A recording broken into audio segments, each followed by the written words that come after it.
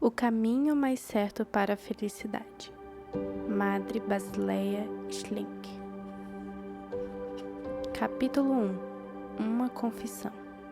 Tudo quanto está escrito nestas páginas é a parte da confissão de minhas próprias experiências espirituais. Minha vida cristã começou com contrição e arrependimento. Mas somente alguns anos mais tarde, descobri quão precioso é o arrependimento diário. Uma carta escrita em 1936, a minha amiga e companheira de trabalho conta como isso aconteceu. Era o aniversário dela e o texto das escrituras no calendário para aquela data dizia: "Quem é comparável a ti, ó Deus, que perdoas o pecado?" Miqueias 7:18. Eu lhes escrevi: podemos louvar e glorificar a Deus por muitas coisas, mas nenhuma alegria na terra pode exceder a alegria que causa a dádiva de Deus, que é o perdão dos pecados. O cântico de louvor, bendize, ó minha alma, ao Senhor, ressoa não só aqui na terra, mas também nas esferas celestiais, pois há alegria no céu por um pecador que se arrepende. Se todos os cânticos de louvor, por toda a bondade de Deus para conosco nessa vida, cessarem um dia, outra canção se fará ouvir pela multidão celestial, o cântico do Cordeiro que tirou os nossos pecados. Ressoa em nosso coração esse canto de agradecimento. Quem, ó Deus, é semelhante a ti, quem perdoas a iniquidade? Ou será que falta em nossas orações esta nota de louvor? Se for assim, como poderemos então unir-nos aos que cantam o cântico do Cordeiro diante do trono? No início do ano passado, quase não conhecíamos o canto de júbilo expresso nesse verso das Escrituras. Mas você se lembra de quando primeiramente nos encontramos com Cristo? Você deve se lembrar das suas aulas de confirmação e o tempo em Cassel, e eu do meu tempo no seminário bíblico. Dentre os meus cânticos prediletos naquela época, havia aqueles: ó alegria de ser redimido, e há uma fonte de onde flui sangue santo por nós pecadores. Quando eu estava perdido em pecado e tristeza, o sangue de Jesus foi derramado por mim. Por isso, me regozijarei até morrer, por essa torrente de graça. Entretanto, em todos aqueles anos, enquanto eu estudava e esperava, e você trabalhava como assistente social, nosso coração estava tão ocupado com as coisas desse mundo, tão insensível e complacente, que o cântico do Cordeiro se desvaneceu e não mais conhecíamos esta alegria. Quem, ó Deus, é semelhante a ti, que perdoas a iniquidade? Nós nos acostumamos com o fato de que não havíamos triunfado sobre certos traços pecaminosos do nosso caráter. Não nos preocupávamos mais com esses laços como antigamente e, consequentemente, não tínhamos um encontro diário com o Redentor. Nem podíamos mais nos regozijar pelo seu perdão e seu poder de libertar-nos dos nossos pecados. Seguíamos por esse caminho sem perceber que nos distanciávamos de Cristo. Mas Deus, em sua graça, nos buscou para que nosso coração cantasse novamente o cântico de louvor ao Cordeiro, e assim pudéssemos estar com Ele em seu grande dia. Pela graça de Deus, nos tornamos profundamente conscientes dos nossos pecados e nossas amarras.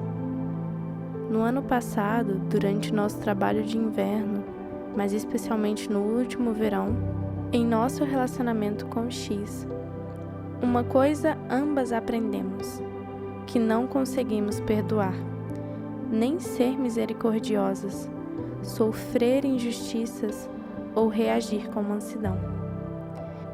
Nesse estado, não poderemos estar ao lado dos vencedores um dia, porque sem santificação, ninguém verá o Senhor. Só de pensar que Deus no ano passado nos fez reconhecer nosso pecado, poderia haver graça maior?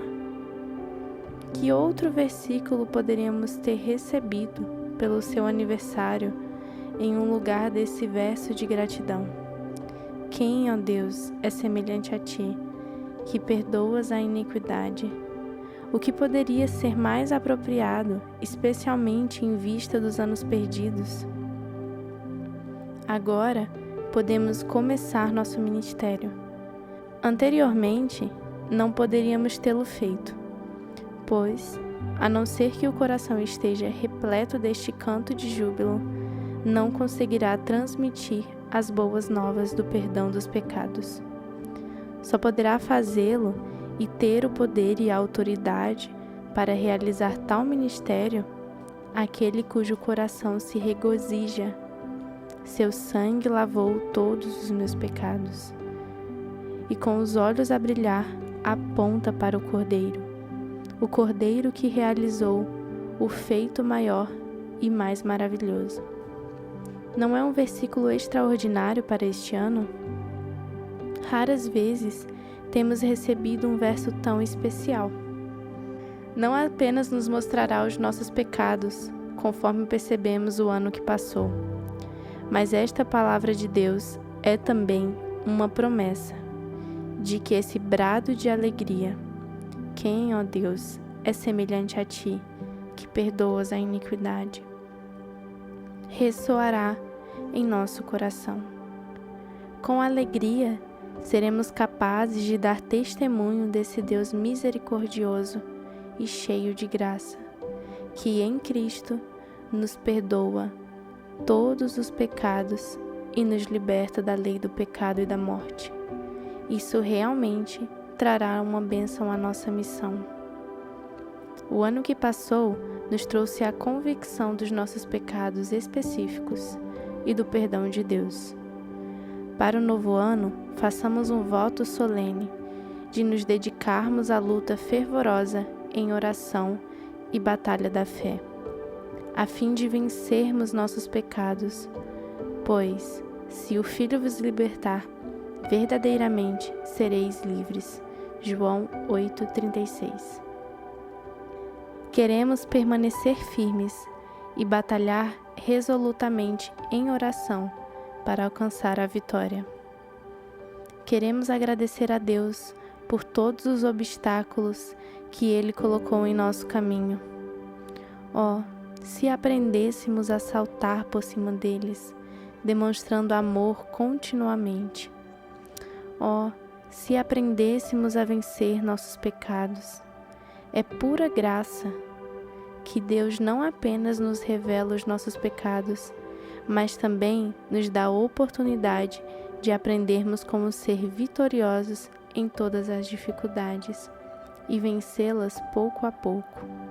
Vamos usar toda a ajuda na palavra de Deus e toda a arma que Ele nos deu, que nos ajudará para sermos vitoriosos nessa situação difícil com X. Após termos sido perdoadas, queremos alcançar a vitória do Senhor, custe o que custar. Queremos louvar a sua vitória com ações de graças e dar testemunhos de como Deus nos ajudou. Nos anos anteriores, eu não chorava mais pelos meus pecados. Por essa razão, as minhas orações não conheciam mais o brado de alegria. Quem, ó Deus, é semelhante a ti? Conforme falei no princípio. Não podia dar um testemunho alegre deste Deus, pois a alegria celestial, que deveria ser a nossa porção em Jesus, faltava em minha vida. Por essa mesma razão, o meu amor por Jesus tinha se tornado tão morno. Somente pecadores arrependidos que recebem perdão são inflamados pelo amor a Jesus. posso afirmar, portanto, que uma vida sem arrependimento diário é pobre espiritualmente.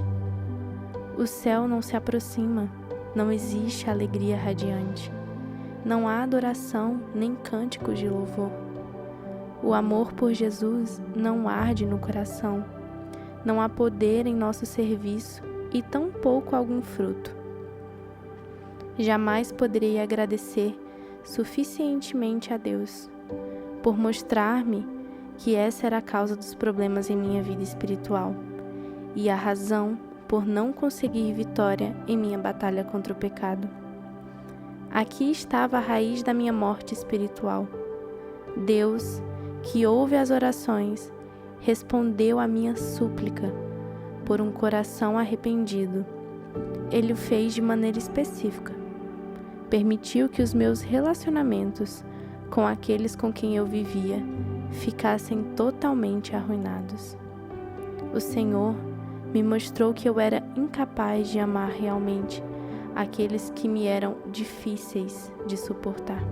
Dessa maneira, Ele me fez reconhecer os meus pecados e deu-me um coração contrito. Quando tive o privilégio de experimentar uma vida e alegria renovadas como resultado da contrição e arrependimento, tornou-se minha fervorosa oração receber esta dádiva todos os dias.